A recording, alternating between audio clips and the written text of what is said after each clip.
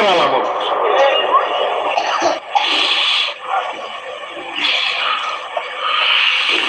আল্লাহু আকবার।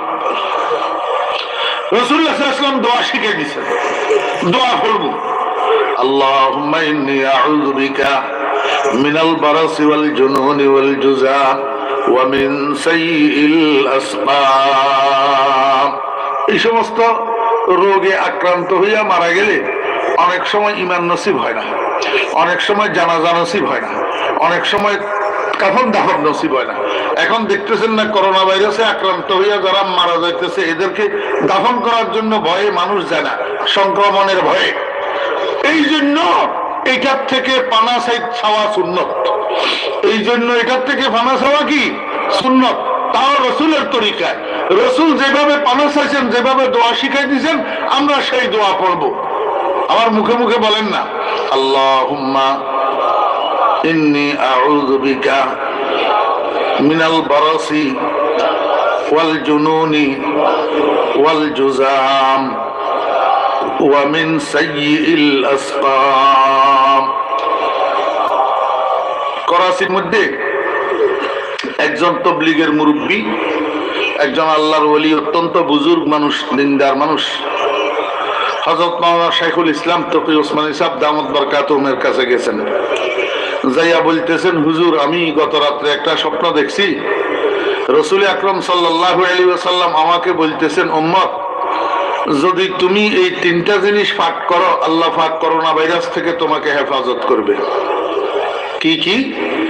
3 বার সূরা ফাতিহা, 3 বার সূরা ইখলাস এবং 313 বার হাসবুনাল্লাহু ওয়া নি'মাল ওয়াকিল পাঠ করবা। মনে থাকবে? 3 বার সূরা ফাতিহা, 3 বার সূরা ইখলাস এবং 313 বার হাসবুনাল্লাহু ওয়া নি'মাল ওয়াকিল। 313 সংখ্যা, এটা বড় মোবারক সংখ্যা। আপনারা জানেন তো 313 সংখ্যা এটা কিসের সংখ্যা? এটা বদরের যুদ্ধে অংশগ্রহণকারী সাহাবীদের সংখ্যা। বদরের যুদ্ধে সাহাবী কয়জন ছিলেন? 313 জন। এই সংখ্যা, এটার মধ্যে বড় বরকত আছে। আর হাসবুনাল্লাহু ওয়া নি'মাল ওয়াকিল কলমা, এটা বড় মোবারক কলমা। হযরত ওমর ফারুক রাদিয়াল্লাহু আনহুর খেলাফতের আমলে উনি একটা সৈন্য দল পাঠাইছিলেন ইয়ারমুকের ময়দানে যুদ্ধ করার জন্য। এই সৈন্য দলের সেনাপতি ছিলেন হযরতে আবু উবাইদা ইবনুল জাররাহ রাদিয়াল্লাহু আনহু।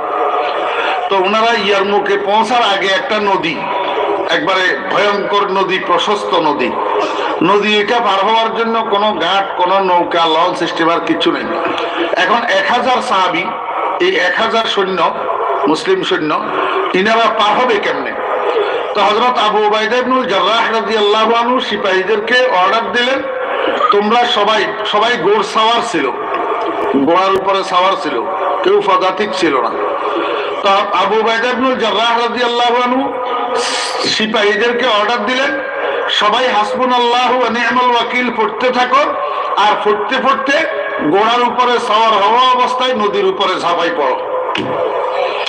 এই 1000 সাহাবী হাসবুনাল্লাহু ওয়া নি'মাল ওয়াকিল পড়তে পড়তে নদী অতিক্রম করে নদী পার হয়ে চলে গেছে। একটা সাহাবী একটা ফসম অভিযানে, ফসম হাসবুনাল্লাহু ওয়া নি'মাল ওয়াকিল। অতএব কথাটা বুঝে ধরে, সংখ্যা 313 আর কলমা হইল হাসবুনাল্লাহু ওয়া নি'মাল ওয়াকিল। আগে 3 বার সূরা ফাতিহা, 3 বার সূরা ইখলাস। আমি গতকাল আসরের পরে আমার মাদ্রাসার ছাত্র শিক্ষক সবাই মসজিদের মধ্যে বসাই এই আমলটা করাই দিছি আল্লাহর রহমতে, বুঝছেন? আর ফজরের নামাজের পরে, মাগরিবের নামাজের পরে বিসমিল্লাহিল্লাযী লা ইয়াদুররু মা ইসমিহি শাইউন ফিল আরদি ওয়ালা ফিস সামাই ওয়া হুয়াস সামিউল আলিম, আউযু বিকালিমাতিল্লাহিত তাম্মাতি মিন শাররি মা খালাক। এই দুইটা দোয়া সব সময় পড়বেন। ফজরের পরে কমপক্ষে 3 বার, ফজরের পরে এবং মাগরিবের পরে এই দুইটা দোয়া সব সময় কন্টিনিউ পাঠ করবেন। আর হাঁটায় চলার মধ্যে বেশি বেশি লা ইলাহা ইল্লা আনতা সুবহানাকা ইন্নী কুনতু মিনাজ জালিমিন এই দোয়া পাঠ করবেন ইনশাআল্লাহুল আজিজ। আকুলু মুতাওয়াক্কিলান আলাল্লাহি সুবহানাহু ওয়া তাআলা। এই করোনা ভাইরাস তেরাস কাছে দিয়ে আসবে না। তকদিরে মরণ যেভাবে